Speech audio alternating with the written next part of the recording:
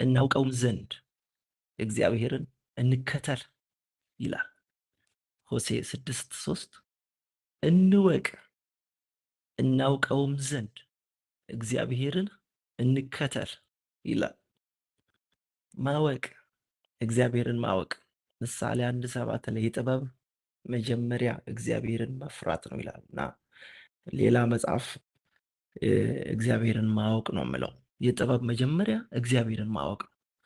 ጥበብ እግዚአብሔርን ከማወቅ ይጀምራል። እውቀት እግዚአብሔርን ከማወቅ ይጀምራል። ሰው ዶክተር የሚባለው የሆነን ነገር ስላወቀ ነው። ሰው ሳይንቲስት የሚባለው የሆነን ነገር አጥንቶ ነው። ሰው በጣም ብዙ የሚባሉ የምድር ላይ ታይትሎች አሉ። ዴንቲስት 20 ዓመት 15 ዓመት ስለ ጥርስ አጥንቶ ጥርስን በደንብ አውቆ ከግራ ከቀኝ ስሩን ምኑን አውቆ ዴንቲስት የጥርስ ሐኪም ይባላል። ከአንገት በላይ ስፔሻሊስት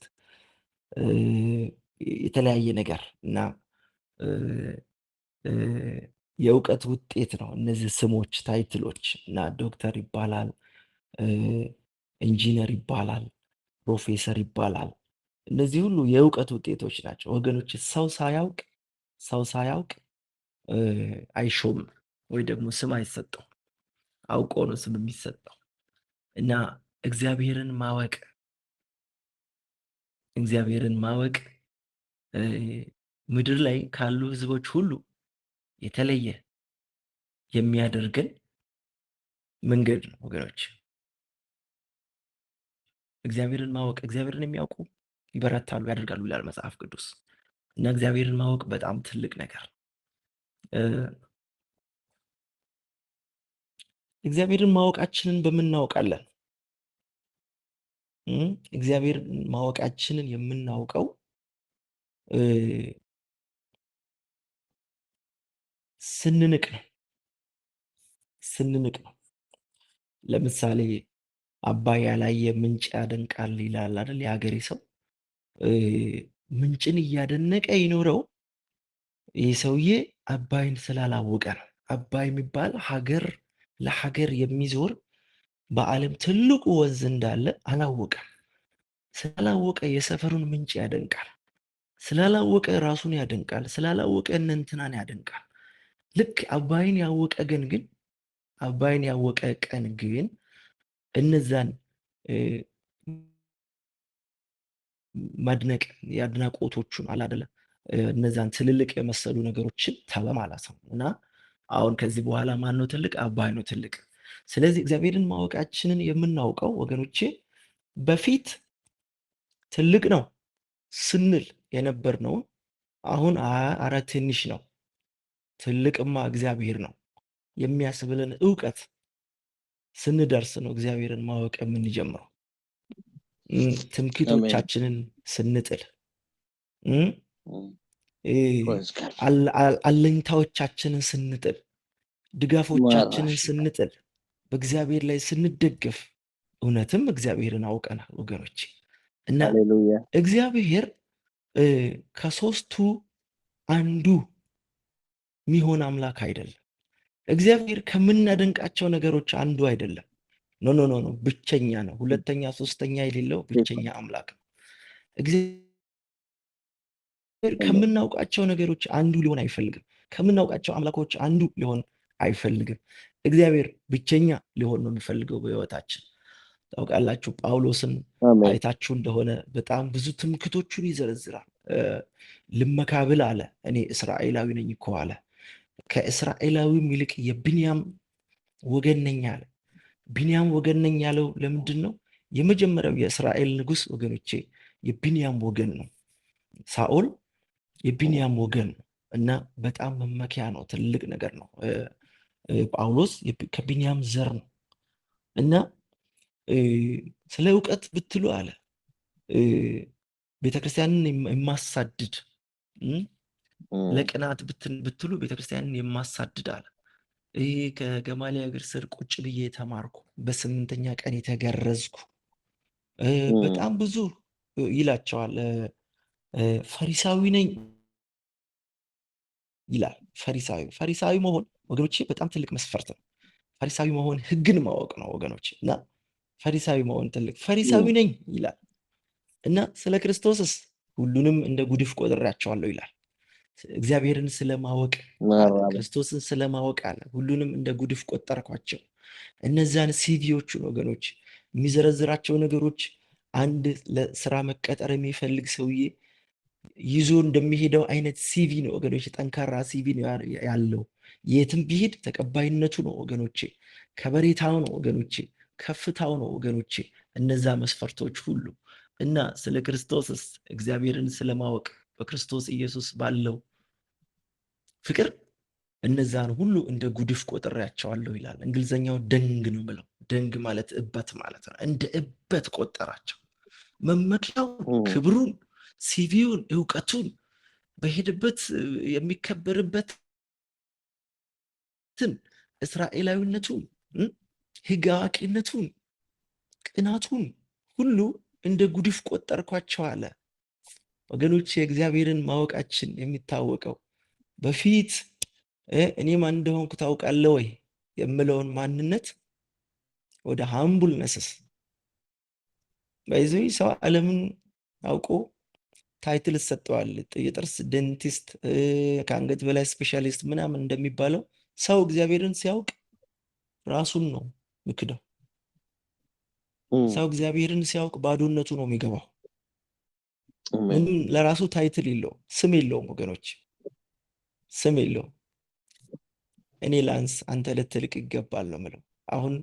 አሁን በዘመናችን የምናያቸው ብዙ መንጠራራቶች መድረኩ ላይ የምታዩ ወገኖች እግዚአብሔርን ከማወቅ የመጡ እንዳይመስላችሁ፣ እግዚአብሔርን ካለማወቅ የመጡ ናቸው። ኤቭሪቲንግ የሚታዩ ስህተቶች፣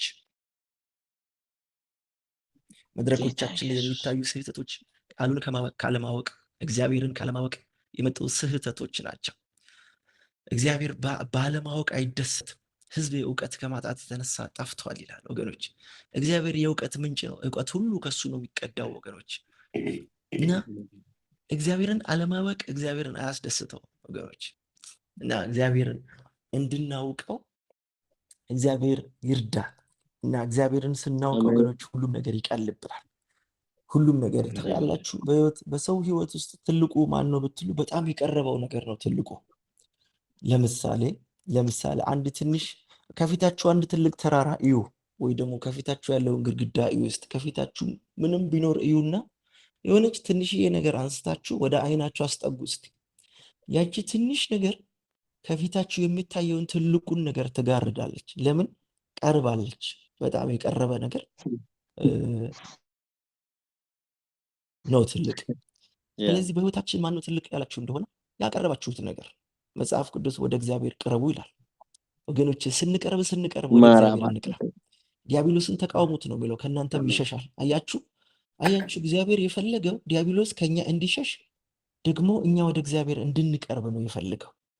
ስለዚህ እግዚአብሔር በህይወታችን ትልቅ የሚሆነው መቼ ነው? ስንቀርብ ነው። ስንቀርብ ነው ወገኖች። መጀመሪያ ጊዜ እኔ ለአገልግሎት ከኢትዮጵያ ወደ ኬንያ ነበር የሄድኩትና የተሳፈርኩባት ፕሌን ስትንደረድር ከፍ ስትል መሬት ላይ ያሉ ጠጠሮች ምናምን ይታዩ ነበረ። መሬት ላይ ያለ ትንንሽ ነገሮችንም አይ ነበረ። ከፍታዋ እየጨመረ ሲሄድ ግን የቤት ጣራ ማየት ጀመርኩኝ። የዛፎችን አናት ማየት ጀመርኩኝ። ተራሮችን በአናታቸው ማየት ጀመርኩኝ። ከዛ በኋላ ጭራሽ ከደመና በላይ ገብታ ምድርን ማየት አልቻልኩም። እና ወገኖቼ ከፍ ባልን ቁጥር ትልልቅ ነገር ነው የሚታየን። ሰው ለጨው ለበርበሬ፣ ሰው ለመኪና እሽቅድም ውስጥ የሚገባው ለምን እንደሆነ ታውቃላችሁ? የቀረበውን ከምድር ብዙ አራቀ፣ ከምድር ብዙ አራቀ፣ ከምኞቱ ብዙ አራቀ። ከኒዱ ያራቀ ሰው፣ ከምኞቱ ያራቀ ሰው፣ ከስጋው ያራቀ ሰው እዛው አካባቢ ነው የሚመላለሰው። ወደ እግዚአብሔር ከፍ ያለ ሰው ወገኖች ትልልቅ ቪዥኖች ይታዩታል። እግዚአብሔር የሚታየው ይታየዋል ወገኖች። እና እግዚአብሔር በዚህ መንፈስ ይባርከን። በእውነት እግዚአብሔርን ማወቅ ትልቅ ነገር ነው። እግዚአብሔርን የምናውቀው እንዴት ነው? በቃሉ ነው የምናውቀው። እግዚአብሔር የእግዚአብሔር ዓይን ያለው በእግዚአብሔር ቃል ውስጥ ነው። የእግዚአብሔር እግሩ ያለው በእግዚአብሔር ቃል ውስጥ ነው። የእግዚአብሔር ልብ ያለው በእግዚአብሔር ቃል ውስጥ ነው። ወገኖች በተሰጠን በእጃችን ያለው ቃል በጣም በጣም በጣም ትልቅ ስጦታ ነው። ወገኖች መጽሐፍ ቅዱስን አንብቡ እባካችሁ። እናንብብ። እግዚአብሔር ልቡን ያስቀመጠው በመጽሐፍ ቅዱስ ውስጥ ነው። የሚራመድ የእግዚአብሔር እግር ያለው በመጽሐፍ ቅዱስ ውስጥ ነው። ወገኖች እግዚአብሔር ከየትም አይመጣም። በመጽሐፍ ቅዱስ በቃሉ ውስጥ ነው ያለው። እግዚአብሔር በነቢይ በኩል አይደለም የሚመጣው። እግዚአብሔር በፓስተር በኩል አይደለም የሚመጣው፣ በቃሉ በኩል ነው የሚመጣው። ወገኖች እንዳትሸወዱ ትልቅ ቃል ተሰጥቶናል እና መጽሐፍትንና የእግዚአብሔርን ኃይል አታውቁምና ትስታላችሁ አለ ኢየሱስ ክርስቶስ። ወገኖች የእግዚአብሔር ኃይል የት ነው ያለው? በመጽሐፍ ቅዱስ ውስጥ ነው ያለው። በመጽሐፍት ውስጥ በእግዚአብሔር ቃል ውስጥ ነው ያለው። እግዚአብሔርን የምናውቀው እንዴት ነው? በቃሉ ውስጥ ነው ያለው። ወገኖች ቃሉን ዕለት ዕለት ክፈቱ። ምዕራፋችሁ እንዲከፈት ትፈልጋላችሁ ወይ? ቃሉን ክፈቱ። ህይወታችሁ እንዲከፈት፣ አእምሯችሁ እንዲከፈት ትፈልጋላችሁ? የክርስቶስ አይነት አስተሳሰብ እንዲኖራችሁ ትፈልጋላችሁ ወይ? እግዚአብሔርን ማወቅ ትፈልጋላችሁ ወይ? እጃችን ላይ ቃል አለ። ቃል ክፈቱ ባካችሁ። መጽሐፍ ቅዱስ በጣም ወሳኝ ነገር ታውቃላችሁ። ኢየሱስ ክርስቶስ ሲያገለግል እንዲህ ተብሎ እንደተጻፈ ይላል። እነ ጳውሎስ ሲያገለግሉ በመጽሐፍ እንደተጻፈ መጽሐፍ እንደሚለው ይሄ እኮ ወገኖች ቦምብ እኮ ትልቅ ኒውክሌር እኮ እና ታጠቁ፣ በእግዚአብሔር ቃል ታጠቁ። እግዚአብሔርን የሚያውቁ ህዝቦች ይበረታሉ ይላል፣ ያደርጋሉ፣ ያሸንፋሉ። ቢደክሙም ያሸንፉ ነበር ይላል መጽሐፍ ቅዱስ። ሃሌሉያ፣ ስሙ ይባረክ። ወገኖች ይህንን ዘመን የምናሸንፈው በእምነታችን ነው። ዓለምንም የሚያሸንፈው እምነታችን ነው ይላል። እምነት ደግሞ የሚመጣው ከእግዚአብሔር ቃል ውስጥ ነው ወገኖች። እና በጣም ብዙ ድምፆች አሉ በዘመናችን ላይ፣ ብዙ ድምፅ አለ። እግዚአብሔርን ለመስማት ሌሎችን ድምፆች ዝጉ ወገኖች፣ ዝጉ። ያልዘጋ ሰው ድምፅ መስማት ማጣራትም አይችልም። በጎቼ ድምፄን ይሰማሉ ሲል ሌሎች ድምፆች አይኖሩም ማለት እኮ አይደለም። ብዙ ድምፆች አሉ። ጆሮቸው ውስጥ የሚገባው ግን የእረኛቸው ድምፅ፣ በጎቼ ድምፄን ይሰማሉ። ከብዙ ድምፆች መካከል የኢየሱስን የእረኛቸውን ድምፅ የሚለዩ በጎች ወገኖቼ ኤክስፒሪየንስ ያላቸው፣ ሃሌሉያ፣ እግዚአብሔርን የሚያውቁ ኖ ይሄ የእረኛዬ ድምፅ አይደለም፣ የኢየሱስ ድምፅ አይደለም የሚለዩ በስራቸው የበሰሉ በአእምሯቸው የበሰሉ እነማን ናቸው? ድምፅ የሚለዩ ናቸው። የጌታቸውን ድምፅ የሚያውቁ እግዚአብሔርን የሚያውቁ ናቸው። ሌላውን የናቁ ናቸው ወገኖች፣ ሌላውን የዘጉ ናቸው። ብዙ ላይፍ አለ ወገኖች፣ ብዙ ላይፍ አለ። አዎ በጣም ቅንጡ ላይፍ አለ፣ ብዙ ላይፍ። ግን ሁሉም አይጠቅመኝም አለ ጳውሎስ። ወገኖች እዚህ ምድር ላይ የማይጠቅም ነገር ነው በጣም ለጊዜው የሚመስል አስመሳይ እና በጎቼ ድምፄን ይሰማሉ። እግዚአብሔር ወደዚህ ብልህነት፣ ወደዚህ ልባምነት እግዚአብሔር ያምጣል። እንወቅ፣ እናውቀውም ዘንድ እግዚአብሔርን እንከተል ይላል መጽሐፍ ቅዱስ። 3 ደቂቃ አለ። በዚህ በ3 ደቂቃ ይድን ያለ